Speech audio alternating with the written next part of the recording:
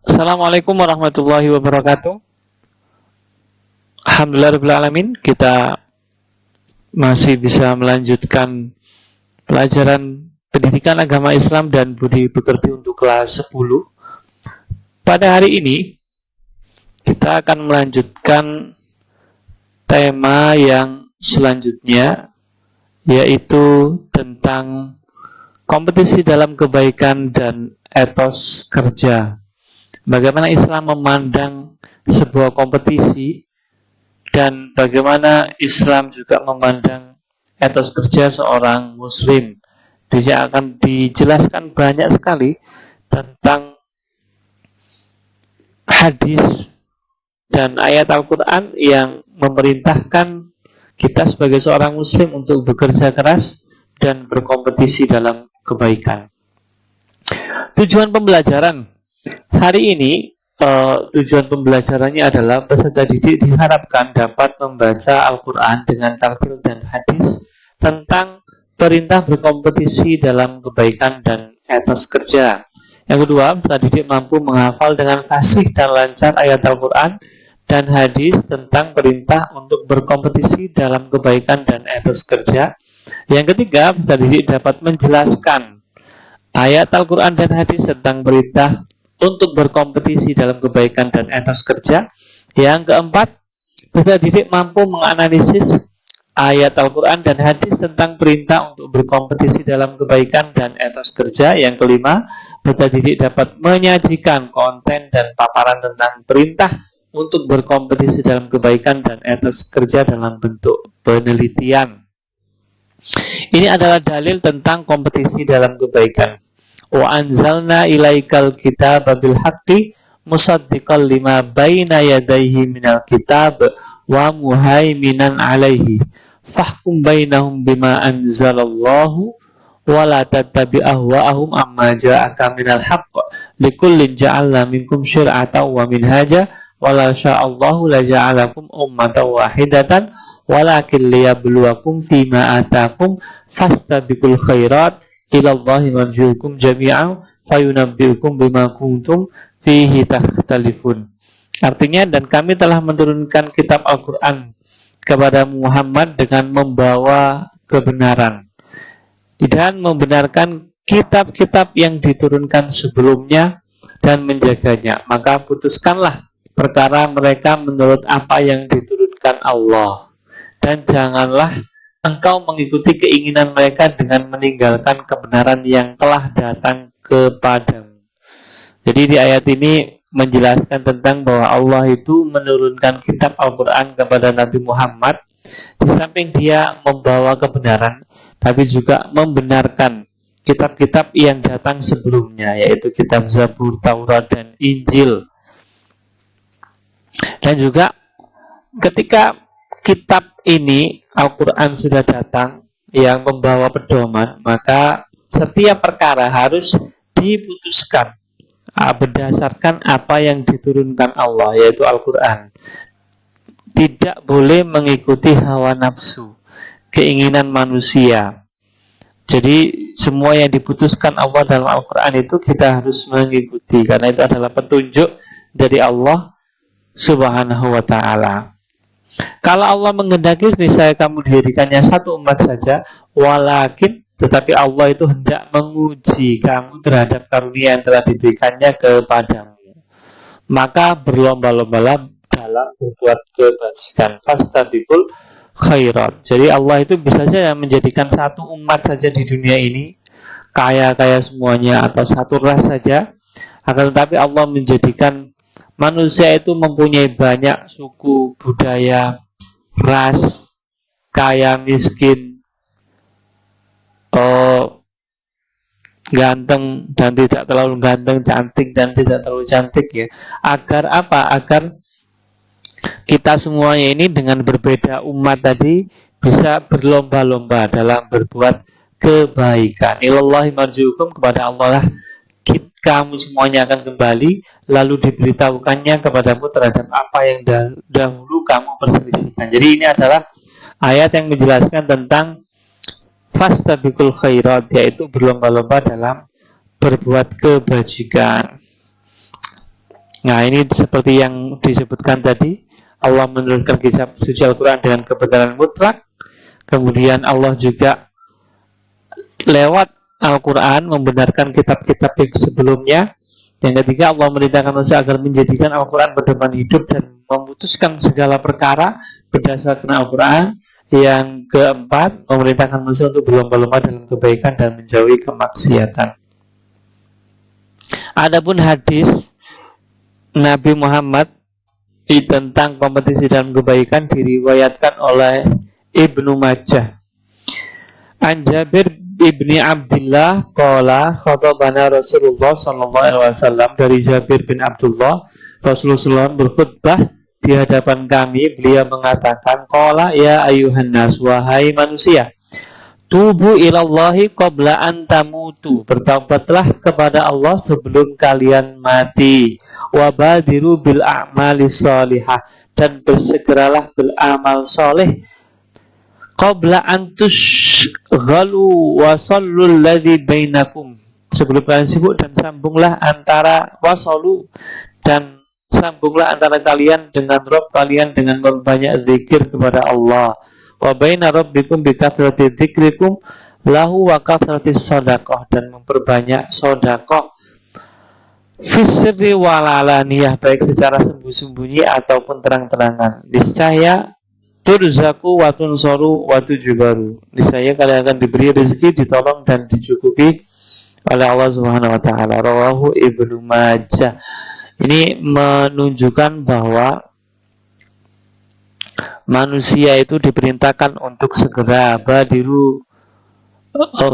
bertaubat sebelum mati, dan badiru bil a'mali sholihah, berlomba-lomba untuk mengerjakan amal-amal yang soleh, amal-amal yang baik, berkompetisi dalam kebaikan, ya, sebelum kalian qabla an tusyhadu wa sallu alladzi bainakum baina rabbikum bi kathrati dzikrikum. Kemudian Allah juga memerintahkan untuk menyambung antara manusia dan Rabb-nya itu dengan cara berzikir. Jadi kita kalau ingin terhubung dengan Allah Subhanahu wa taala, jalan satu-satunya adalah berzikir, mengingat Allah Subhanahu wa taala. Kemudian yang selanjutnya, kita diperintahkan juga untuk sedekah, memperbanyak sedekah fisri wal alaniyah, baik sembunyi-sembunyi atau terang-terangan. Dijelaskan bahwa sedekah itu boleh secara terang-terangan. Jadi ada dua variasi, kadang sembunyi-sembunyi, kadang secara terang-terangan, dan ini diperbolehkan. Jadi jangan asal misalkan mencap orang lain yang bersedekah secara terang-terangan dengan kata riya dan sebagainya, enggak. Karena itu juga diperintahkan oleh Nabi Muhammad Sallallahu Alaihi Wasallam. Sedekah itu kadang sembunyi-sembunyi, kadang juga terang-terangan. Seperti yang disebut sebelumnya, isi kandungan hadis di atas, disuruh segera bertobat, kemudian segera beramal soleh. Ya. Kompetisi dalam kebaikan. Pengertiannya apa? Kompetisi dalam kebaikan diartikan sebagai berlomba-lomba dalam berbuat kebaikan. Di dalam Al-Quran hal ini disebut fastabiqul khairat, seperti yang tadi disebutkan, ya, fastabiqul khairat. Maka kita sebagai seorang muslim itu harus berlomba-lomba. Misalkan ada teman kita yang rajin berpuasa Senin Kamis, maka kita harus termotivasi untuk melakukan hal yang sama, yaitu ikut berpuasa Senin Kamis. Atau ada teman kita yang sholat berjamaah tepat waktu, maka kita harus mengikuti mereka, berlomba-lomba agar kita juga dapat sholat berjamaah tepat waktu. Kemudian disebutkan selanjutnya ibadah, hablum minallah, sholat berjamaah tepat waktu dan baca Quran, contohnya ini, ya.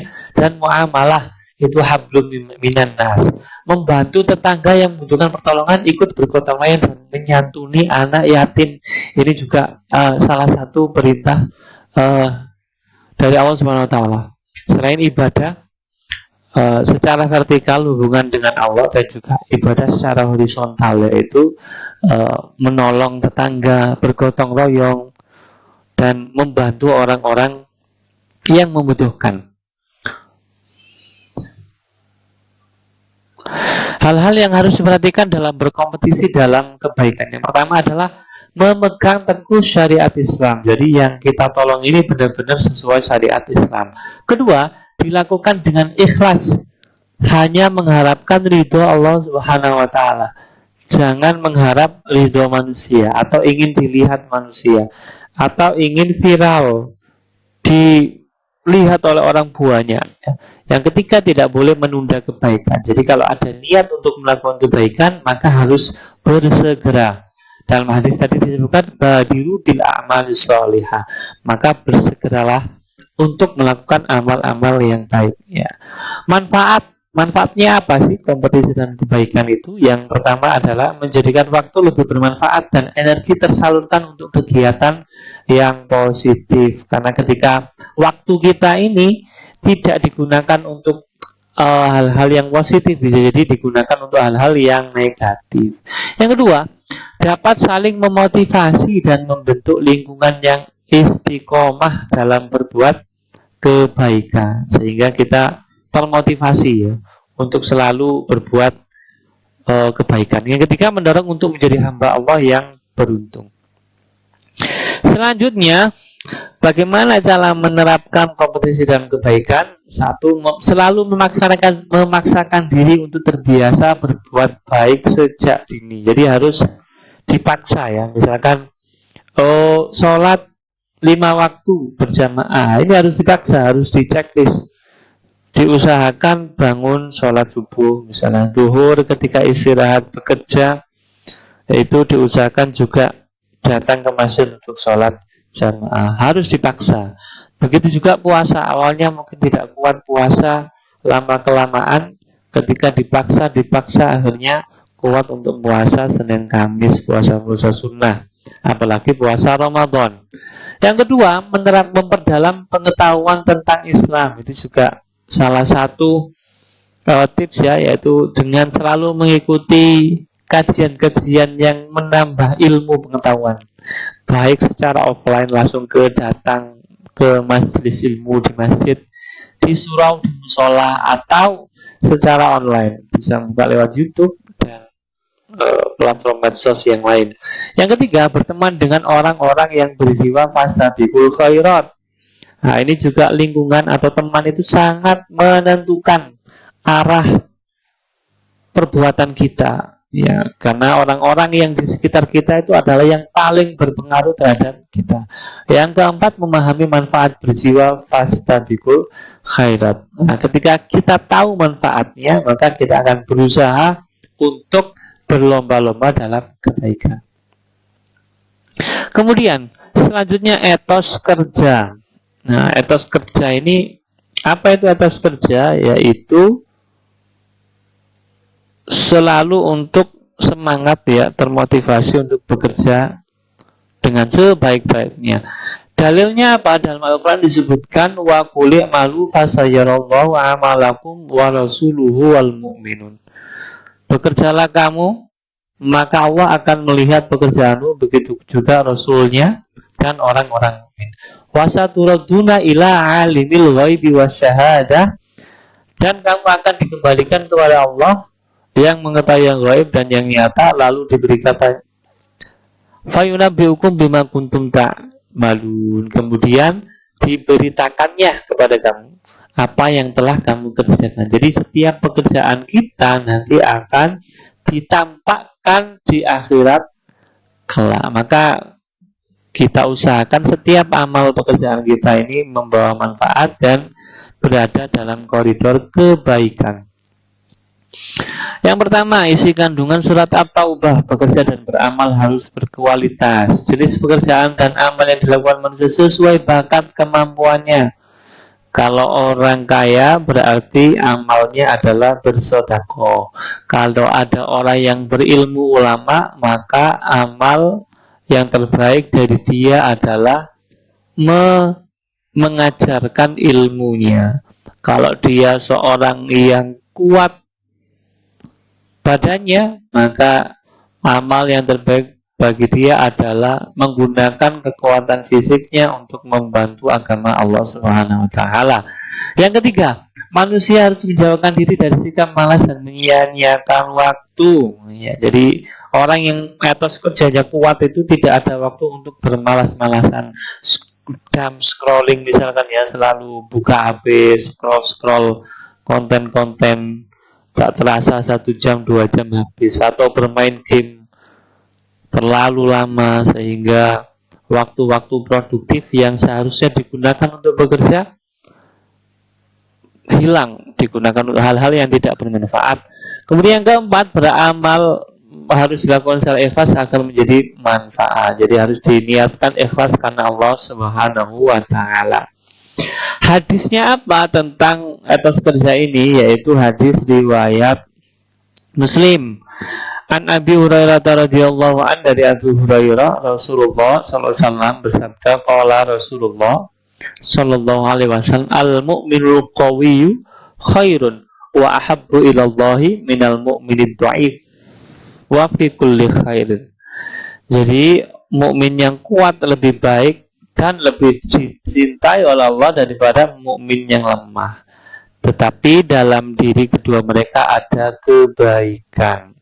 Selama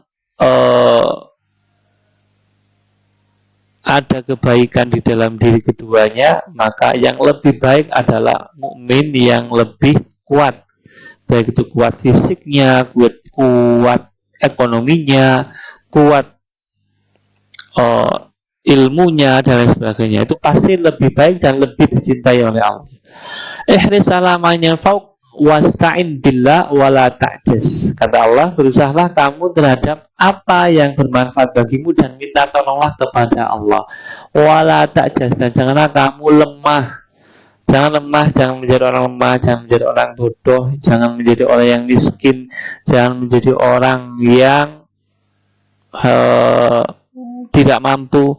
Wa inna asabaka syai'un fala taqul law inni fa'altu kana kadza wa kadza, walakin qul qadarullah wa ma sya'allahu fa'al.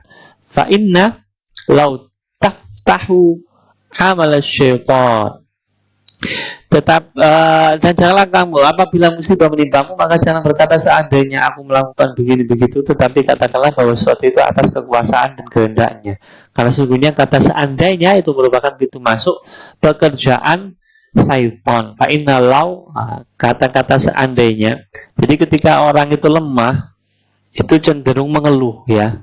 Jadi mengeluh ini yang ditakutkan, karena mengeluh itu adalah pintu masuknya syaitan bekerja. Seandainya aku kaya, aku akan berbuat baik, aku akan menafkahkan hartaku misalkan. Seandainya aku punya pekerjaan yang bagus, saya akan bla bla bla, seperti itu. Jadi kata-kata law ini pintu masuk syaitan, maka tidak boleh berandai-andai. Nah, berandai-andai, maka kita harus bekerja keras dan memanfaatkan waktu sebaik-baiknya. Ini isi kandungan hadisnya. Disimpulkan bahwa yang pertama, menjadi umat Islam yang kuat, ya, menjauhkan diri dari meminta-minta karena dapat merendahkan derajat dan harga diri umat Islam.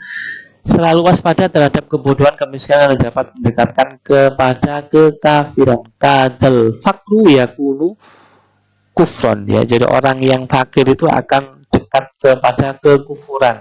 Jadi cenderung tidak bersyukur atas nikmat Allah, ya, diberikan kemiskinan, tidak punya uang, akhirnya berkata Allah itu tidak adil misalnya.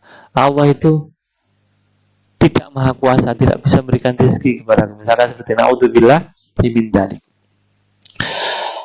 Pengertiannya, terus apakah etos kerja itu? Disimpulkan bahwa etos kerja menurut diartikan sebagai kerja keras. Menurut KBBI, etos kerja adalah semangat kerja, ya, semangat untuk bekerja yang menjadi ciri khas dan keyakinan seseorang suatu kelompok. Karakteristik orang yang memiliki etos kerja. Apakah orang yang semangat bekerja itu? Yang pertama, disiplin. Ya, dia pasti disiplin, menghargai waktu, tidak membuang waktu-waktu untuk sesuatu yang sia-sia, memiliki inisiatif, bertanggung jawab, dan mempunyai dedikasi yang tinggi dalam pekerjaannya. Jadi berusaha untuk menuntaskan pekerjaannya itu sebaik-baiknya. Ya, seperti itu. Itu ciri orang yang punya etos kerja atau semangat kerja yang baik. Sebab-sebab pentingnya etos kerja. Islam memerintahkan umatnya untuk kerja keras. Nggak ada Islam itu memerintahkan untuk malas-malasan. Kedua, etos kerja memberi peluang untuk meraih hasil yang maksimal. Umat Islam yang kuat secara ekonomi lebih dicintai oleh Allah karena dapat memberi keleluasan untuk beramal dan menyelamatkan keimanan diri dari orang lain. Misalkan orang Islam yang mempunyai harta 1 M misalkan. Orang Islam yang punya harta 1 miliar itu kan zakatnya 2,5% katakanlah. Itu 2,5%-nya 1 miliar itu 25 juta. Artinya dia bisa berkontribusi 25 juta ini diberikan ke fakir miskin, ke anak yatim piatu, orang-orang di panti jompo dan sebagainya. Jadi efeknya lebih besar daripada misalkan, mohon maaf, orang Islam tapi hanya mempunyai uang 1 juta, karena 2,5%-nya itu cuma 25.000 untuk membantu fakir miskin tidak mungkin ya, hanya bisa untuk makan sehari. Tapi kalau orang muslim punya kekuatan ekonomi yang 1 miliar tadi, dia dengan 25 jutanya per tahun itu bisa memberikan manfaat yang lebih banyak. Begitu. Manfaat atas kerja, memperoleh hasil kerja yang maksimal, mewujudkan produktivitas dan efisiensi kerja, menciptakan lingkungan kerja positif, menjadi umat Islam yang kuat secara ekonomi dan menjaga iman, dapat menjaga iman dan dicintai oleh Allah Subhanahu wa Ta'ala. Karena banyak orang-orang yang tergoda keluar dari Islam karena diiming-imingi harta, pekerjaan dan lain-lain. Karena di Islam dia tidak mendapatkan, sementara di agama lain menawarkan itu, hanya dia rela keluar dari agama Islam. Naudzubillah min dalik. Cara menumbuhkan etos kerja, bagaimana agar kita ini punya etos kerja atau semangat kerja yang baik? Pertama, menghargai waktu. Jadi kita gunakan waktu untuk sebaik-baiknya. Kalau perlu dicatat, hari ini harus selesai apa saja yang harus kita kerjakan. 2, punya komitmen. 3, memiliki kejujuran. 4, konsisten. 5, bekerja dengan ikhlas dan syukur. 6, bekerja dengan rasa tanggung jawab. 7, bekerja dengan tekun. Prinsip menumbuhkan etos kerja adalah, prinsipnya ada 8 ini. Kita meyakini bahwa bekerja adalah rahmat dari Allah, bekerja itu adalah amanah, bekerja adalah panggilan, bekerja itu adalah aktualisasi, bekerja itu adalah ibadah, bekerja itu adalah seni, bekerja adalah kehormatan, dan bekerja itu adalah pelayanan. Sehingga kita mengikuti prinsip ini, maka kita akan lebih termotivasi untuk meningkatkan atau menumbuhkan etos kerja kita. Penerapan kompetisi dalam kebaikan dan etos kerja dalam kehidupan sehari-hari.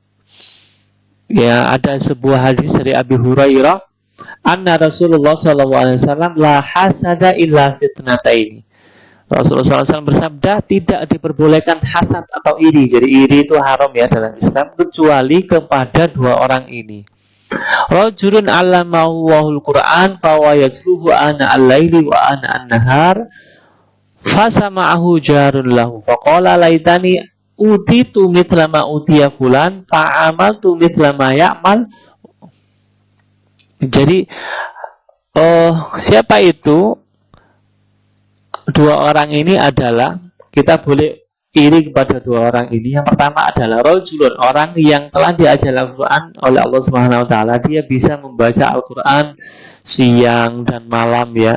Kemudian tetangganya mendengarkannya, kemudian tetangganya berkata, laitani utitu mithla ma utiya fulan fa'amaltu mithla ma ya'mal. Tetangganya berkata, sekiranya aku diberikan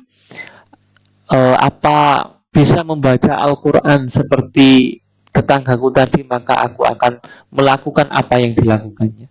Jadi tetangganya ini iri karena dia bisa membaca Al-Quran, itu boleh ya. Jadi iri kepada orang yang bisa membaca Al-Quran dengan baik, itu diperbolehkan. Yang kedua, warajulun atahu malan fawayuh likuhu fil haqqi faqala rajulaitan utitul mithla ma utiya fulan fa amaltu mithla ma ya'mal. Yang kedua adalah orang yang diberikan kekayaan oleh Allah Subhanahu wa taala, kemudian dia menghabiskan uangnya, harta bendanya untuk kepada kebaikan, pada kebenaran, maka tetangganya mendengar itu, kemudian tetangganya berkata, seandainya aku dapat mendapatkan harta yang didapatkan oleh fulan, maka aku akan mengerjakan apa yang fulan kerjakan. Nah, ini yang diperbolehkan. Jadi iri itu diperbolehkan kepada satu orang yang pandai membaca Al-Quran, sehingga kita termotivasi untuk membaca Al-Quran dan mengamalkannya. Yang kedua, iri kepada orang yang punya harta yang banyak, sehingga kita termotivasi untuk bersedekah dari hal itu, dengan harta itu, dengan sebaik-baiknya. Nah, ini ada dua yang diperbolehkan, hasad atau iri. Bagaimana penerapannya? Yang pertama adalah hablum minallah, ya. Jadi dalam ibadah misalkan, ya, si A setiap waktu istirahat pertama di sekolah selalu ke masjid untuk melakukan sholat duha 2 rakaat. Si B melihat hal tersebut dan mulai mengikuti dengan sholat duha 4 rakaat. Ini diperbolehkan. Jadi ada teman kita yang sholat duha 2 rakaat, kemudian kita mau lebih baik dari dia nih, kita sholat duhanya 4 rakaat. Jadi ini dalam hal ibadah atau hablum minallah. Kemudian di hablum minallah, nah contoh si C setiap hari selalu berinfak ke kelas 5.000.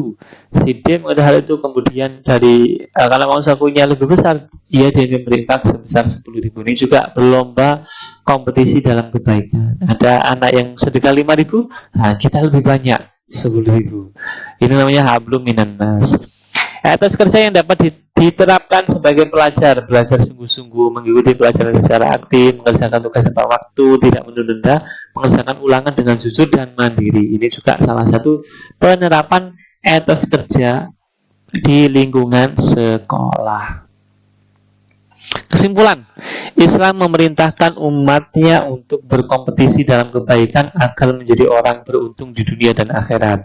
Islam juga memerintahkan umatnya untuk memiliki etos kerja yang tinggi agar menjadi umat kuat baik secara iman, Islam, dan ekonomi.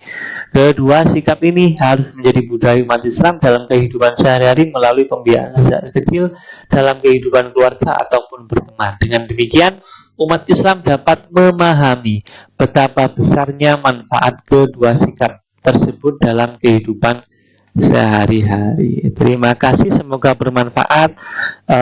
Marilah kita selalu meningkatkan kekuatan kita dalam bekerja dan juga berkompetisi dalam kebaikan. Sampai bertemu di materi selanjutnya. Assalamualaikum warahmatullahi wabarakatuh.